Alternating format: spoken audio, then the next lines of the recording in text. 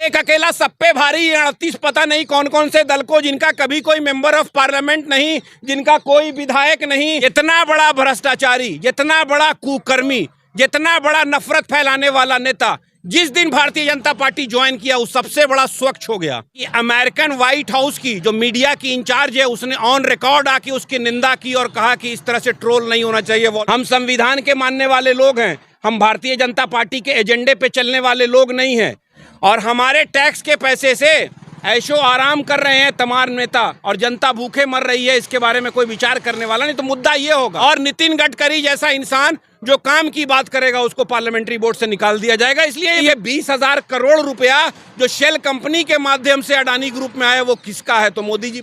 कुछ दिन पहले आप बोलते हैं इनसे बड़ा भ्रष्टाचारी और इनसे बड़ा दमनकारी कोई शासन नहीं है और आज आप उसी जमात में अपने स्वार्थ में जाके बैठे हैं। भारत की जनता तमाम देख रही है इस चीज को, इनकी विफलताएं जब उजागर हो चुकी हैं तो ये परेशान हो गए। अब वैसी पार्टी जिनको जनता जानती भी नहीं है, जिनके पास एक मेंबर ऑफ पार्लियामेंट भी नहीं है, इनका कोई परसेंटेज ऑफ वोट भी नहीं है, तो 26 वर्सेस 38 कर रहे हैं। हमारे पास जो 26 हैं वो तमाम प्रदेशों के एस्टैब्लिश नेता हैं जो आदरणीय राहुल गांधी जी के संघर्षों को सलाम करते हुए भारत के लोकतंत्र को बचाने के लिए एक साथ हुए। क्या लग रहा है विपक्षी पार्टियों का बैठक हो रहा है, उसे मजबूती मिलेगी 2024 में? भाई देखिए, ये दो तरह की एक पैरेलल लाइन खींची हुई है हिंदुस्तान की पॉलिटिक्स में।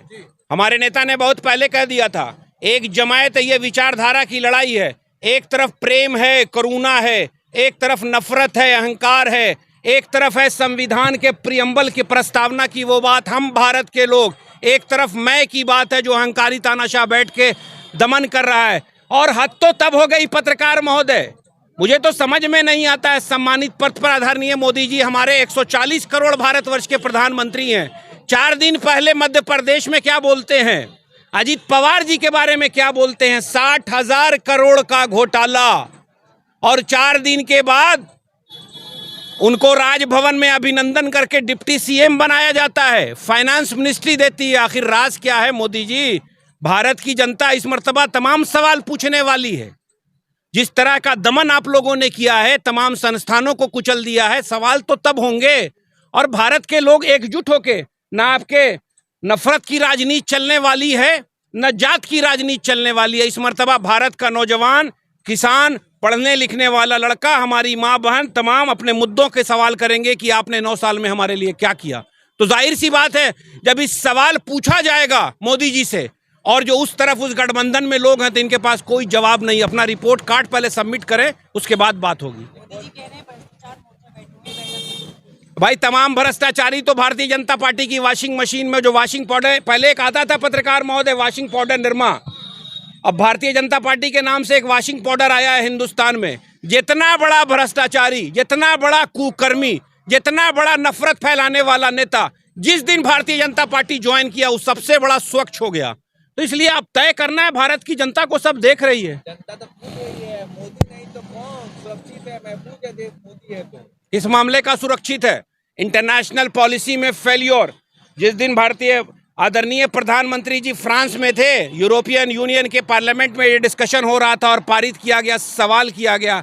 आप मुझे एक बात बताइए, हम तमाम भारत के लोग हैं, भारत के सुंदर संविधान से प्रेम करने वाले लोग हैं और हमेशा जो भारत से प्रेम करने वाले लोग हैं वो भारत की साझी विरासत और साझी संस्कृति की दुहाई देते हैं।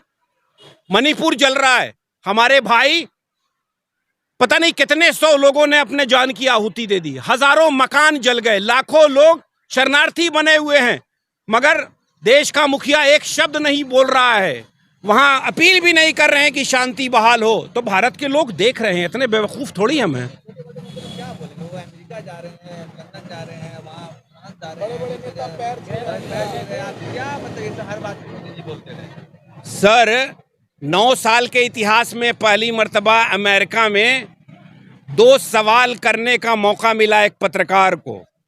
वॉल स्ट्रीट की एक तेज तर्रार पत्रकार ने एक सवाल कर दिया, उनकी दुखती रग पर जब हाथ रखा तो आप तो चौथे स्तंभ हैं।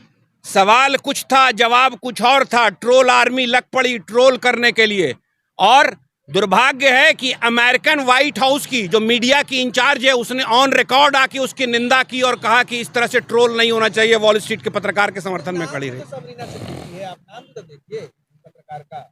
भाई ये देश किसका है? ये देश किसका है? ये देश में फंडामेंटल राइट्स तमाम लोगों को, भारतवर्ष के एक एक नागरिक को सामान्य अधिकार दिया गया है संविधान में। हम संविधान के मानने वाले लोग हैं। हम भारतीय जनता पार्टी के एजेंडे पे चलने वाले लोग नहीं हैं। हम कांग्रेस के लोग हैं जो गांधी के सत्य और अहिंसा के मार्ग पर चलने वाले लोग हैं। हम संघर्ष करने वाले लोग हैं। हम मुद्दे की राजनीति करने वाले लोग हैं। हम भाई को भाई से लड़ा के राजनीति नहीं करते हैं। पूरे भारत की आप स्थिति देख लीजिए। अब तो भाई टमाटर भी पेट्रोल से महंगा हो गया। गरीब आदमी के प्लेट से खाना छीन लिया। भाई पत्रकार महोदय, हम तो सवाल ये करते हैं कि आप जनता को इतना जागरूक होना चाहिए कि हमारे मेहनत से और हम जो भी खान पान का सामान खरीदते हैं, आप बताइए कि दांडी मार्च क्यों हुआ था? महात्मा गांधी ने क्यों किया था? नमक पे टैक्स लगाया गया था और ये सरकार खान पान के तमाम खाद्य सामग्री पर टैक्स लगा दिया और हमारे टैक्स के पैसे से ऐशो आराम कर रहे हैं तमाम नेता और जनता भूखे मर रही है। इसके बारे में कोई विचार करने वाला नहीं। तो मुद्दा ये होगा, हम मुद्दे से भटकने वाले नहीं हैं, हम नकारात्मक सोच वाले नहीं हैं। हम भ्रष्टाचार की बात करेंगे, हम महंगाई की बात करेंगे, हम लॉ एंड ऑर्डर की बात करेंगे, हम संविधानिक संस्थाएं जो हैं ईडी आईटी और माध्यम के। एक पत्रकार ने बड़ा अच्छा कहा, पत्रकार महोदय, कि या तो ईडी का नाम भारतीय जनता पार्टी रख देना चाहिए या भारतीय जनता पार्टी का नाम ईडी रख देना चाहिए, क्योंकि ईडी ने बहुत मेहनत करके तमाम वैसे भ्रष्टाचारियों को भारतीय जनता पार्टी की गोद में लाके बिठा दिया। तो बिल्कुल साफ दिख रहा है, भारतवर्ष के हर वर्ग के लोग इस चीज को देख रहे हैं। किसान परेशान, पढ़ने वाला बच्चा परेशान, युवा डिग्री लेके बेरोजगार घूम रहे हैं, महंगाई चरम सीमा पर है, लॉ एंड ऑर्डर बिल्कुल निम्न हो गया है। अभी आप देखिए राजस्थान की एक घटना है, जोधपुर यूनिवर्सिटी की, एबीवीपी के लड़कों ने एक बच्ची का बलात्कार किया। आप सोचिए कि इनकी मानसिकता क्या है। राष्ट्रवादी संगठन है भाजपा और एबीवीपी। राष्ट्रवादी का डेफिनेशन क्या है पत्रकार महोदय? राष्ट्रवादी है दिन भर। राष्ट्रवाद की जो बात करता है वो सबसे पहले हिंदुस्तान के संविधान की दोहाई देगा और संविधान में जो आम नागरिक को मौलिक अधिकार मिला है उसको बचाने की बात करेगा। राष्ट्रवाद की जो बात करेगा वो समाज में नफरत नहीं पैदा करेगा।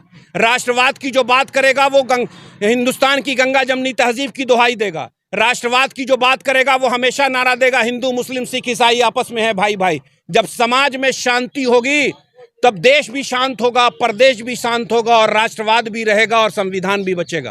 भाजपा के लोग कहना है कि महंगाई के लिए भाई उनकी तो बात ही नहीं करता मैं। इन फालतू की चीजों पे मैं अपना कोई वक्तव्य नहीं देना चाहता हूँ। आप ऐसे इंसानों को, जो लोग इस तरह का वक्तव्य देके अपनी सियासत सेक रहे हैं, हेमंत बिस्वा शर्मा के बारे में बताइए। उनके ऊपर तमाम तरह के भ्रष्टाचार के आरोप थे। सही किया आपने, उनका नाम ले लिया। ऐसी वॉशिंग मशीन मिली भारतीय जनता पार्टी की, बिल्कुल स्वच्छ होके जाके आसाम के मुख्यमंत्री हो गए। और यही देखिए उनके यहाँ ये है, जो इंसान, जो नेता जितना नफरत भरा वक्तव्य देगा, जो समाज में नफरत पैदा करेगा, धार्मिक उन्माद पैदा करेगा, उसका प्रमोशन होगा। और नितिन गडकरी जैसा इंसान जो काम की बात करेगा उसको पार्लियामेंट्री बोर्ड से निकाल दिया जाएगा। इसलिए ये बिल्कुल साफ है, जो अच्छा काम करने वाले लोग हैं, जो समाज का विकास करना चाहते हैं, उनकी कोई जगह नहीं है। जो हिंदुस्तान के संविधान को बचाने वाले लोग हैं वो धीरे धीरे ये जो इंडिया है ना, भारत के साथ रहेंगे, नकारात्मक सोच वालों के साथ नहीं रहेंगे। इसलिए हम तो कहते हैं कि इब्तिदाई इश्क खैर होता है क्या, आगे आगे देखिए होता है क्या। अभी तो नफरत के बाजार में मोहब्बत की दुकान खुलना शुरू हुई है और ये जो 26 पार्टियां एक जगह जमा हुई है ना, पूरे भारत से नफरत खत्म होगी, मोहब्बत की दुकान खुलेगी। समाज में मोहब्बत होगा तो युवा अपने शिक्षा की बात करेगा, रोजगार की बात करेगा, किसान अपने एमएसपी की बात करेगा, मुद्दे पे राजनीति होगी, तभी भारत फिर से सशक्त हो सकता है। सर, भाजपा के लोग कह रहे हैं कि बैठक कर लीजिए, प्रधानमंत्री का वैकेंसी खाली नहीं है। हम स्वार्थ की राजनीति नहीं करते, प्रधानमंत्री की बात नहीं है। हम भारतवर्ष के न्यायपूर्वक जनता के सामने ये बात कहने जा रहे हैं, हिंदुस्तान को संविधान को बचाने का वक्त आ गया है, हिंदुस्तान के लोकतंत्र को बचाने का समय आ गया है, हिंदुस्तान की तमाम कॉन्स्टिट्यूशनल एजेंसी को बचाने का वक्त, जो जो बिल्कुल इंडिपेंडेंट एजेंसी है उनको बचाने का समय आ गया है। इसलिए समाज का लोग जागेगा और इस तरह के गठबंधन को फिर से सत्ता में लाएगा। ऑल पार्टी मीटिंग होगी, जो बेहतर होगा, फैसला होगा कंसेंसस के हिसाब से, वो भी आपको सामने दिखेगा। हम मिलजुल के एक बेहतर समाज का निर्माण करेंगे। बेहतर दुल्हा की बात मत कीजिए पत्रकार महोदय, मुद्दे की बात कीजिए। सरकार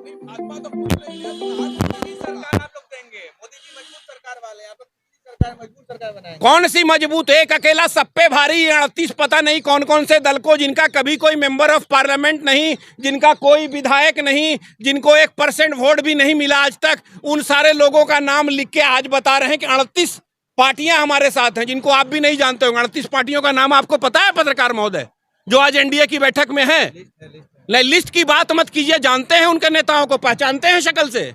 तो ये दिग्भ्रमित करने वाले लोग हैं, उन्मादी लोग हैं, इसी तरह का भ्रम पैदा करके समाज में देखिए परेशान हो गए। हम तो कुछ नहीं बोल रहे हैं उनकी बैठक में, डरे हुए तो हैं ही। अगर डरते नहीं तो इतिहास में ऐसा नहीं होता कि जुडिशियल सिस्टम में पहली मर्तबा एक ऐसे वक्तव्य का आरोप सिद्ध करके 2 साल की सजा दिलवा के पहली मर्तबा पार्लियामेंट से निकाला गया। क्योंकि मोदी जी ने से सवाल, राहुल जी ने यही कहा था कि ये रिश्ता क्या कहलाता है। एक फोटोग्राफ दिखा के तो मोदी जी परेशान हो गए। पूछा कि ये 20,000 करोड़ रुपया जो शेल कंपनी के माध्यम से अडानी ग्रुप में आया वो किसका है, तो मोदी जी परेशान हो गए। और मुझे इस बात का पूर्ण विश्वास है कि अभी सुप्रीम कोर्ट के जो आदरणीय चीफ जस्टिस जी हैं चंद्रचूड़ जी, फिर से राहुल गांधी की सदस्यता बहाल होगी। और मोदी जी कभी आंख में आंख मिला के राहुल गांधी जी से बात नहीं कर सकते।